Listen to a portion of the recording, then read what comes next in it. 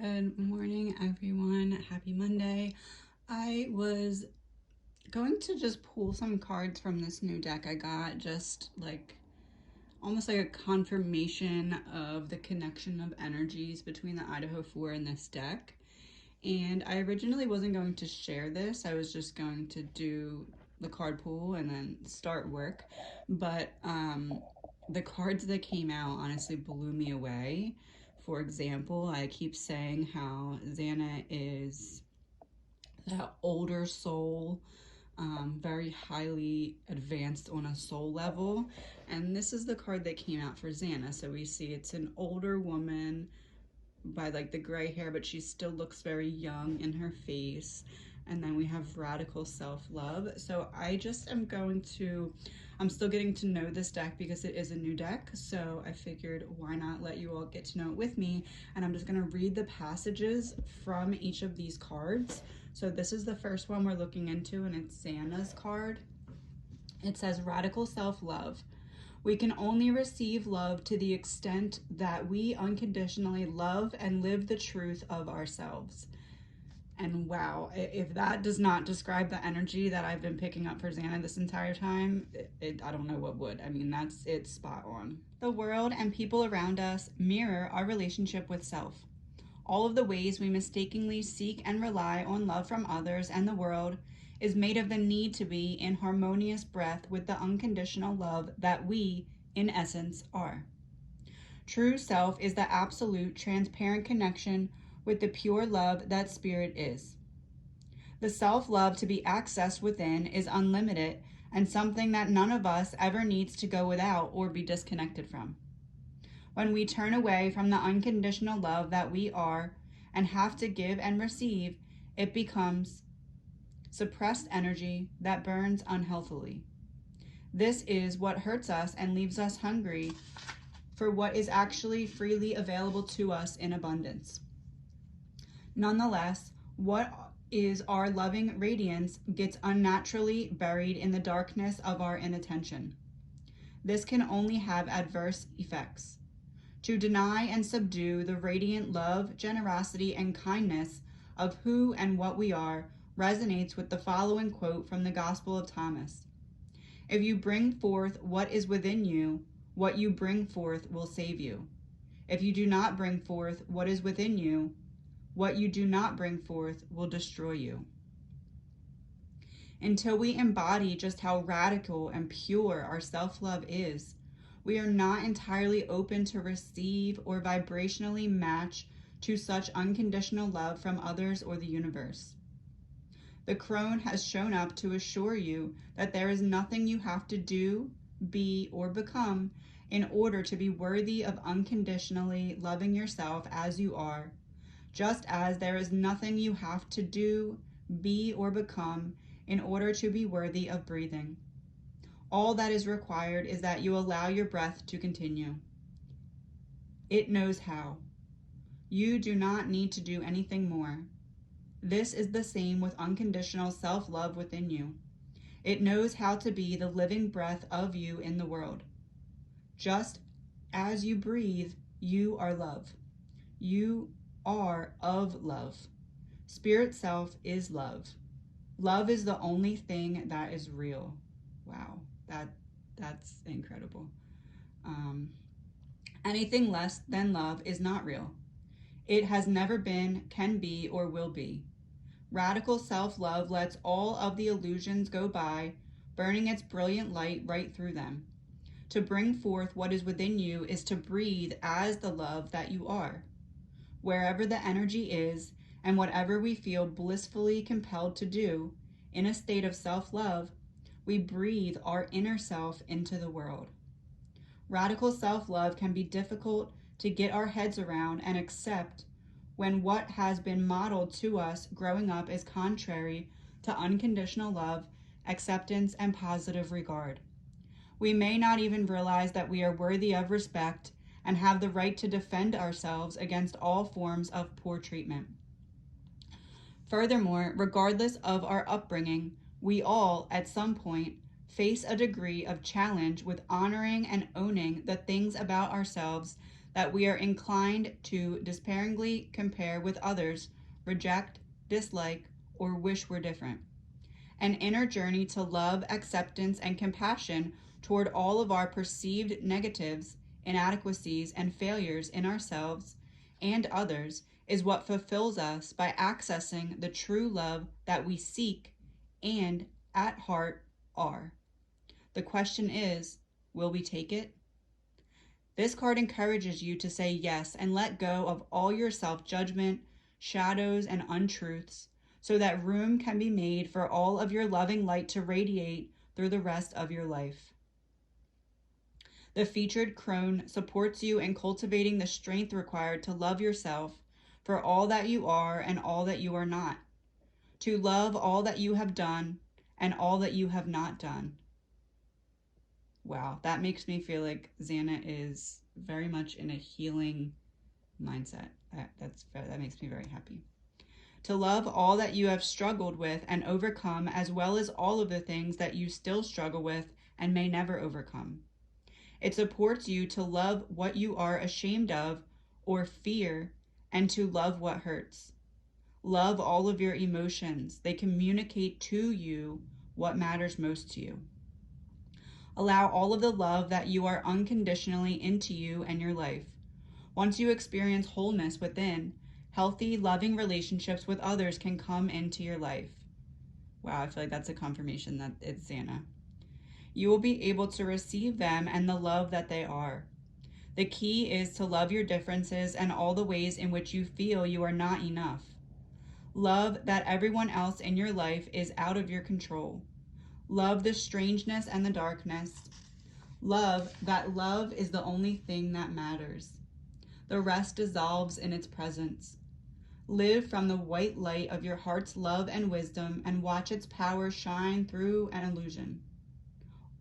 Watch its power shine through all illusion. Love, love, love. Love is radical in the extent to which it loves you back. Now we're going to move on to Ethan's card here. Oh wow, it's the Eternal Gatekeeper. Acknowledge, assert, and protect what is right for you. Wow.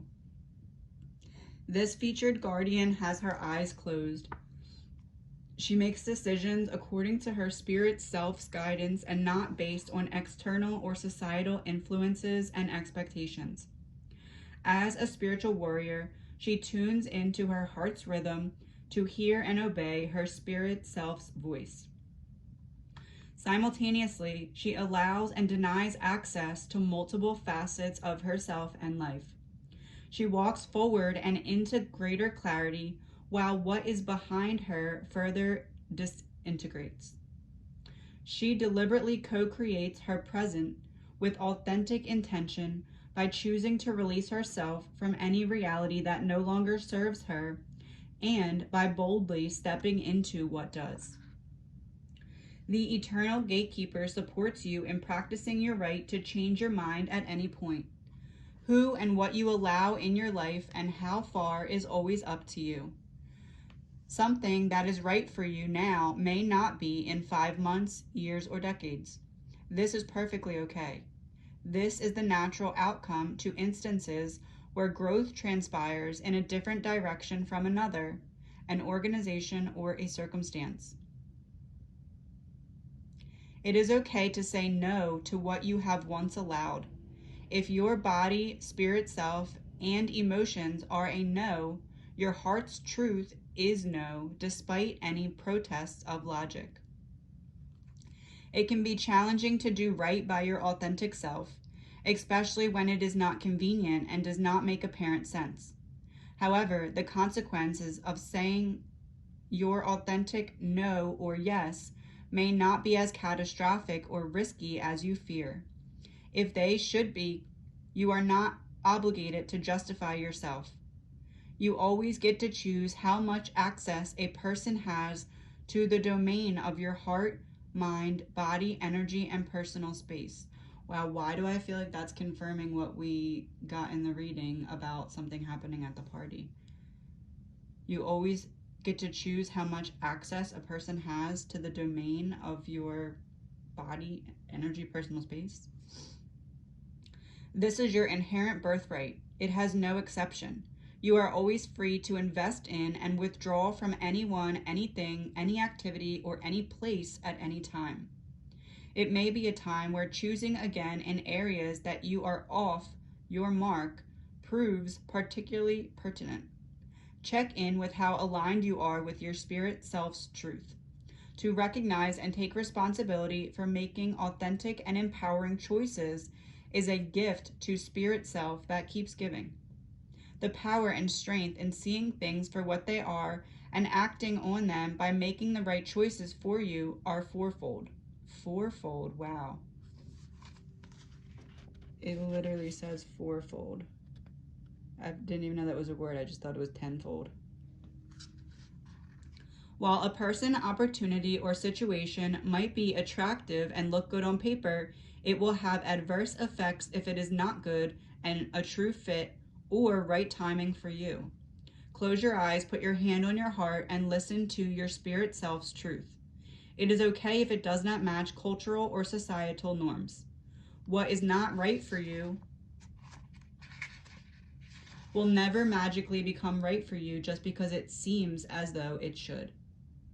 Every moment is an opportunity to choose again. To live in alignment with the light of your heart and spirit self is the greatest gift you can give yourself and the world. Now we're going to move on.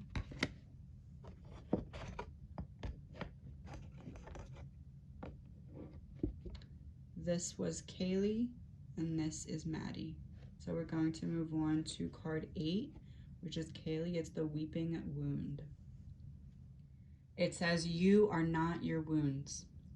Healing happens as our wounds receive sufficient attention, treatment, and expression. Wounds stop bleeding once the pain has been known and released. This needs to occur on an emotional, psychological, physical, and spiritual level. Until then, no scar tissue can begin to form, leaving our wounds exposed to infection. The maiden remains a prisoner to her pain. Her wounds bleed over her potential, voice, perception, and present. She has shown up to support you through a time of safely addressing whatever wounds still bleed over your life. Perhaps you find yourself in a toxic relationship, being mistreated or taken advantage of by your family, friends, or those in your workplace.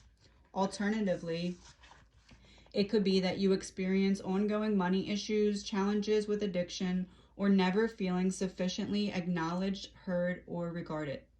Give yourself permission to prioritize tending to whatever outstanding core wounds and false beliefs you have with love and light. Shower your wounded maiden self with compassion. Listen to her without judgment. Validate the tears she cries. Feel with her. Access your inherent nurturing and protective mother, guardian, and crone capacity to do this. Assure your wounded maiden self that she is no longer alone with her pain.